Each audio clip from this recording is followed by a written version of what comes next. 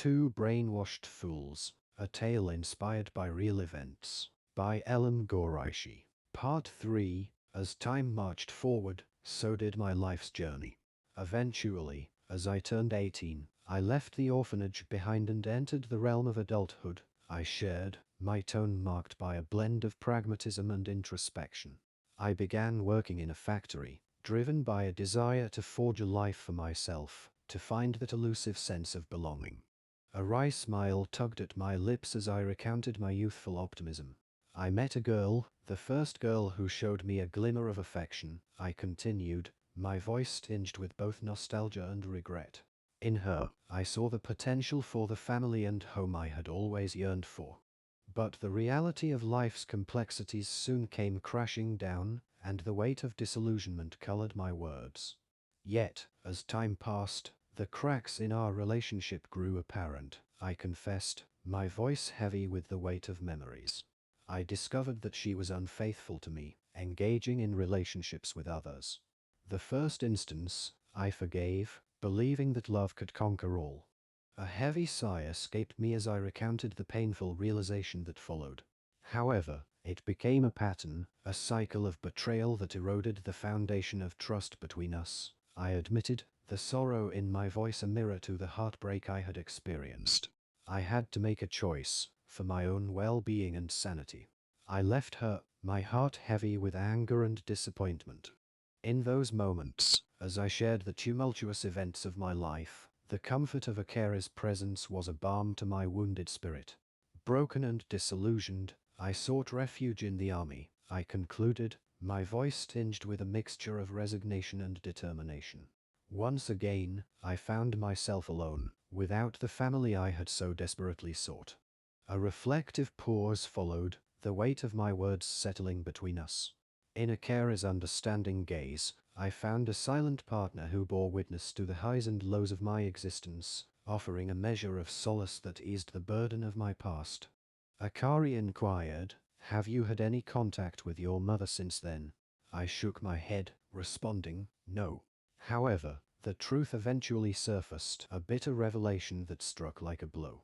It came to my attention that a few months subsequent to the court's decision to grant custody to my father, my mother's life tragically ended due to a drug overdose. As my narrative reached this poignant juncture, Akira's gaze shifted to her watch, a subtle indication that our time together was drawing to a close. We exchanged a knowing glance, a shared acknowledgement of the depth of the stories we had unveiled. The journey back to their house was marked by a contemplative silence, each of us lost in our thoughts, the weight of the conversation hanging in the air. The unspoken understanding that existed between us was a testament to the power of vulnerability and the human connection that transcends time and circumstance. The passing scenery blurred outside the window, our shared experiences echoing in the spaces between us. The weight of the past lingered, yet there was also a newfound sense of lightness, as if the act of sharing had released some of the burdens we had carried. Upon our arrival, Akari and I exchanged a subdued farewell, our hearts heavy with the stories we had shared. As she retreated into her home and I made my way back to my own life, I couldn't help but feel a profound gratitude for her presence, for the space she had provided to recount the chapters of my journey that had remained untold for so long. Several weeks later, I learned that Akari had extended an invitation to Bianca, a pretense that led her to their home, and thus began a blossoming connection between them. The details of their conversations remained a mystery to me, yet the transformation in Bianca's demeanor was unmistakable, a noticeable shift that saw her consuming less alcohol and showing signs of genuine improvement. I found myself indebted to Akari for his role in instigating this positive change in my beloved Bianca. With Bianca's gradual recovery, a newfound sense of relief washed over me. The weight of my concerns began to lessen, particularly regarding the well-being of our twins. In a way, I owed a debt of gratitude to Akari for being the catalyst behind this transformation, for fostering an environment that fostered hope and healing. As time unfurled, our interactions with our circle of friends and their respective partners seemed to wane, save for the deepening bond between Mike, Akari, and myself. Our connection, forged through shared experiences and the threads of understanding, only seemed to strengthen amidst the ebb and flow of life's complexities. Time flowed on, bringing with it the gentle currents of change. Bianca and I had nurtured a strong bond, our connection fortified by the shared experiences that had shaped our journey. As our twin boys matured before our eyes, we made a conscious decision to raise them with a sense of innocence, almost akin to the carefree nature of two young souls. In a world where the complexities of reality often felt like a heavy weight to bear, we found solace in allowing our children to remain untouched by the somber truths that sometimes shadowed existence. We chose to shape their understanding of life with a tender touch, understanding that ignorance can sometimes be a form of bliss. Just like a person finds contentment in a cage when unaware of its boundaries, our boys were to experience their world with a sense of wonder untainted by the complexities that lay beyond. Much like a bird that has yet to taste the freedom of the skies, our boys were content in their world, a world we had thoughtfully curated for them. We wholeheartedly embraced the notion of preserving their innocence, offering them a sanctuary in which they could thrive without the burden of harsh truths. With conviction, we decided to immerse them in the teachings of their immediate environment, shielding them from the weightier matters of the world. Our commitment to this approach became a defining aspect of our lives, and our dedication to fostering their innocence became our central purpose. To some, it might have appeared as deceit, yet in our hearts, it was an act of love, a way to preserve the purity of their childhood. In this nurturing environment, we found fulfillment as parents, dedicated to guarding the precious moments of their youth.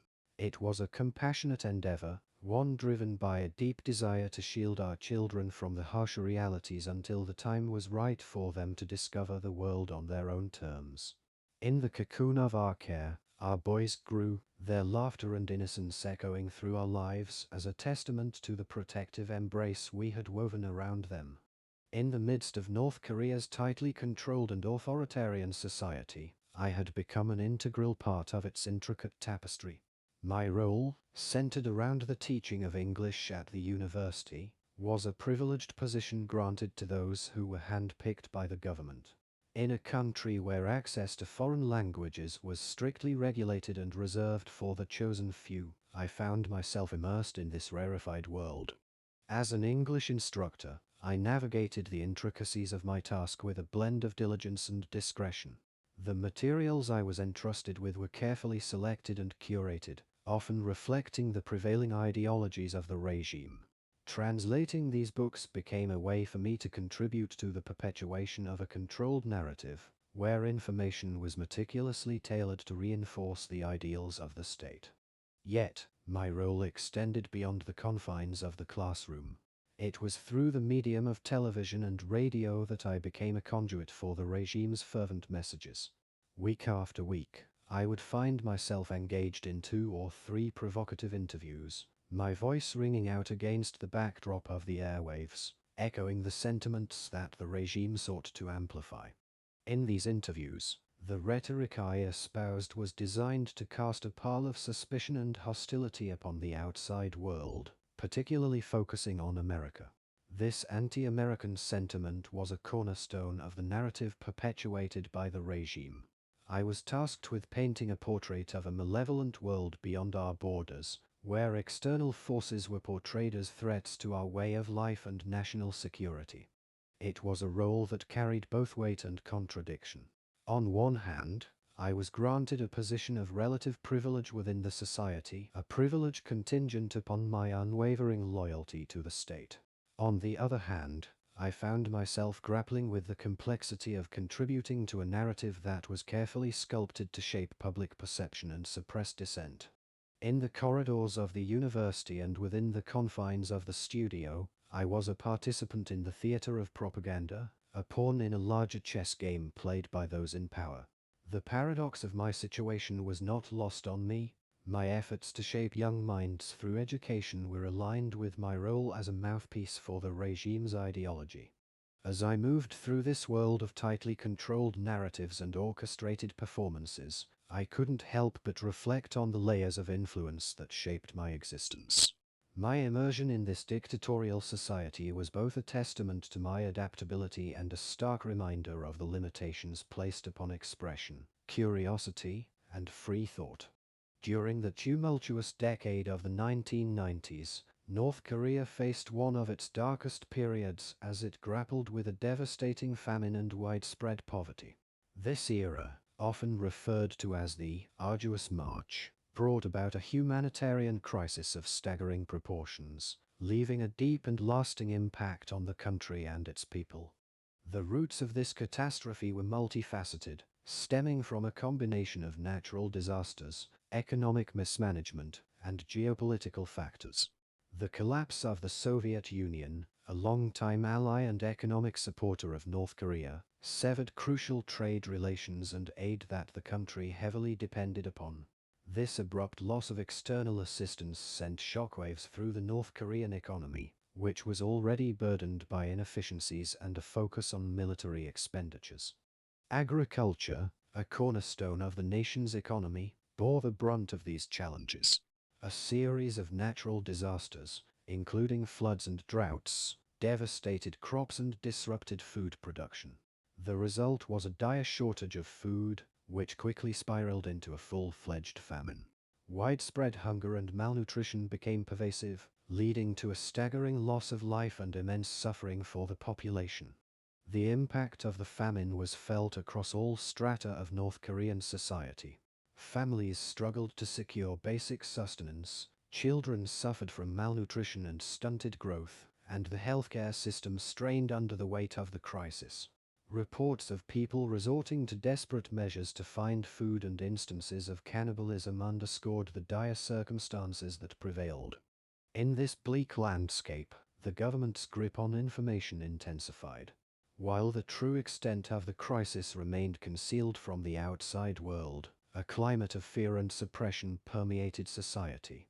The regime's efforts to maintain control further deepened the isolation and vulnerability of its citizens as they grappled with the harsh realities of famine and poverty. Despite the widespread famine that gripped North Korea throughout the 1990s, its devastating impact remained distant from our perception. Reflecting on my own childhood, I endured a life of destitution and familial absence, yearning for sustenance and affection, yet many of my peers remained shielded from such experiences. This stark contrast between our circumstances led to an emotional disconnect, rendering me seemingly impervious to the suffering of the hungry masses. As one of the highest-ranking officials entrusted with the prosperity of the nation, my reality was a far cry from the hardships endured by the majority. This irony underscores a deeper contemplation, a poignant reflection on empathy and shared human experiences. Amidst my personal journey, I grappled with the echoes of my past, a time when I was forsaken and yearning for solace. During my struggles in America, when my father's absence left an indelible mark, did anyone spare a thought for my plight? When my mother's tears flowed in the courtroom, or as I whispered fervent prayers within the walls of an orphanage, did my cries resonate with anyone's heart? The tapestry of my narrative weaves threads of isolation and longing, juxtaposed against the backdrop of a society reeling from famine. It's a narrative that speaks to the complexity of human emotion and the enigmatic dance between privilege and understanding. As the harrowing memories of North Korea's famine fade into history, this introspective journey serves as a testament to the universal quest for compassion, recognition, and shared humanity. Kim Jong-il, the former supreme leader of North Korea, was known for his deep interest in cinema and his involvement in the country's film industry. Kim Jong-il's interest in cinema began early in his life. He reportedly watched numerous foreign films while studying in Switzerland during the 1960s. He was particularly drawn to Western cinema and became a fan of directors like James Bond's creator Ian Fleming and filmmakers such as Alfred Hitchcock. He believed that films were a powerful means of propaganda and could be used to reinforce the ideology of the ruling regime. Under his guidance, North Korean filmmakers were tasked with producing movies that portrayed the regime and its leaders in a positive light while denigrating perceived enemies, especially South Korea and the United States. Kim Jong-il was not only interested in North Korean cinema but also imported foreign films to satiate his personal appetite for cinema. He reportedly had an extensive collection of movies from around the world, including many Western classics. Kim Jong-il's involvement in cinema extended beyond just film production. He was known for giving detailed instructions and guidance to filmmakers on various aspects of movie making, including scriptwriting, directing, and editing. He also emphasized the importance of developing the North Korean film industry's technical capabilities. During that era, it was an opportune time for me, as an American, to become involved in Korean cinema. My consistent role involved portraying an antagonistic American character who inevitably ended up on the losing side by the movie's conclusion. My twins, with their blonde hair and beautiful blue eyes, would sit in front of the TV, clapping and showing their happiness for their father's on-screen presence. Those two silly idiots.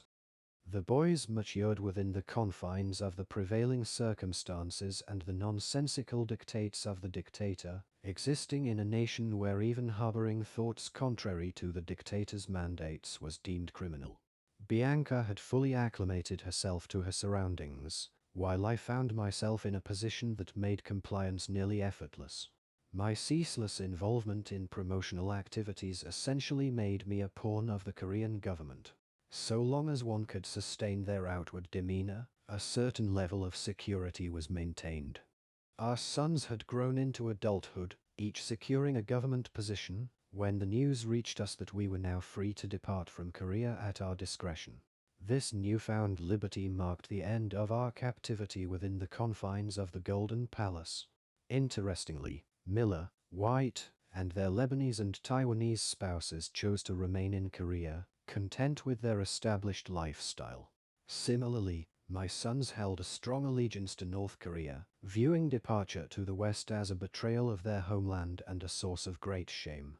In contrast, I found myself without co-workers, friends, or family waiting for me in the United States. As such, my inclination to remain in Korea was solidified.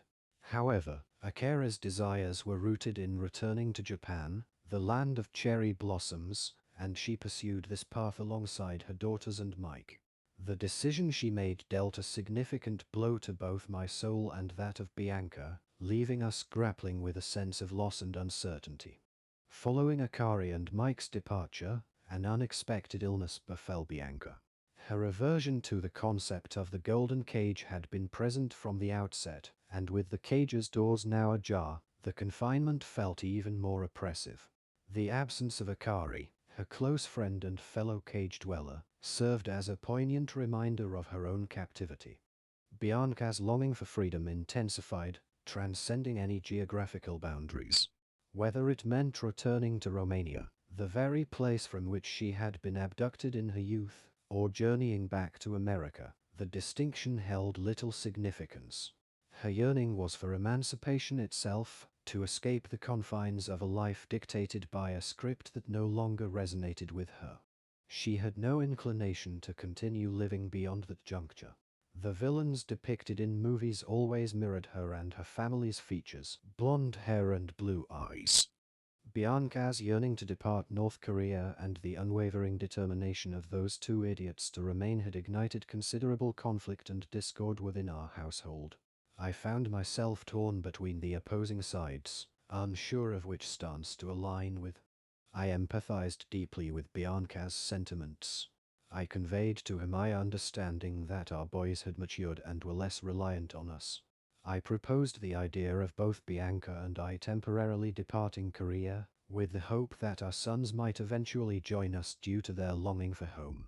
Simultaneously, I rationalized with Bianca that our sons had been raised within the embrace of Korean culture and surroundings, a result of our own choices. It was unrealistic to anticipate an instantaneous assimilation of all the values we held dear. Finally, I made the resolute decision to nurture the dream of venturing to the West, where the unfettered realms of thoughts, colors, and races beckoned. Our departure was accompanied by the weighty burden of our son's resentment and reproach. Nevertheless, Bianca and I embarked on our journey, setting course for the shores of America, the vibrant heartbeat of New York City. Fate had brought us to the very same hotel where I, as a forsaken child, had been left at its doorstep. In stark contrast, Bianca's gaze was a mixture of fervor and melancholy, her emotions left unspoken, encapsulated in her silent observation. The initial night of our stay at the bustling hotel witnessed Bianca succumbing to the allure of intoxication. Morning unveiled a grim sight as I stumbled upon her unconscious form, prompting an urgent call to summon medical aid. Tragically, it was during this moment of vulnerability that Bianca's health was betrayed by a stroke. In the fleeting instants before the final curtain descended, her eyes met mine, then lingered upon the visages of the compassionate black female doctor and the gentle blonde nurse, before closing forever. In a twist of irony, Bianca and I, who had been unmoored from our homelands and traversed oceans seeking freedom, found ourselves the most bereft of all, truly adrift in a world of ceaseless change and uncertainties.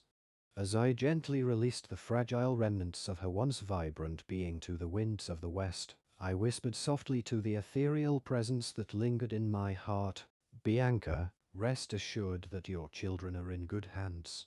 We've endeavored tirelessly to provide for them, to ensure their well-being and prosperity. We've bestowed upon them our utmost efforts and the very best of our intentions." For deep within me, I held on to the profound truth that it is indeed a blessing for a person to bask in happiness and liberty. Yet, even if such freedom eludes them, it is often far better for them to remain blissfully unaware of their confinement. The End. Elham Ghoreishi, 2023.